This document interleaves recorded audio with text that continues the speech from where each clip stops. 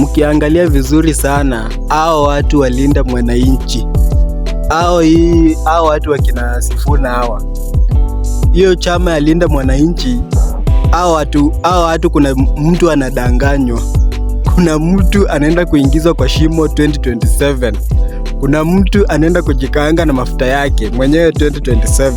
Because ukiangalia, kwanza tuanze na watu watatu: Sifuna, Orengo na Babu Owino.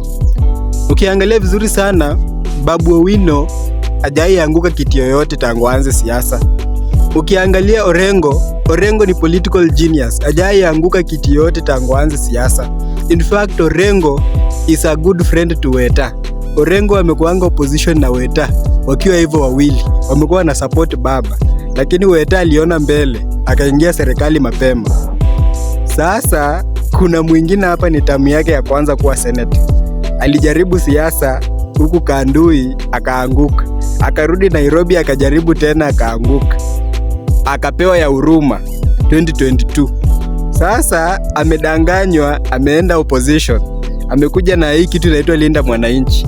Hao wengine Babu Owino na Orengo, hao jamaa watarudi tu kwa viti zao. Orengo anaenda kurudishwa kuwa governor, Babu anaenda kupigiwa kura akuwe governor wa Nairobi, lakini huyo mwingine achunge sana. Achunge sana. Hii maneno ya one time inaenda kumcost vibaya sana. Ni political view yangu. Hebu sema yako hapo comment section tuone.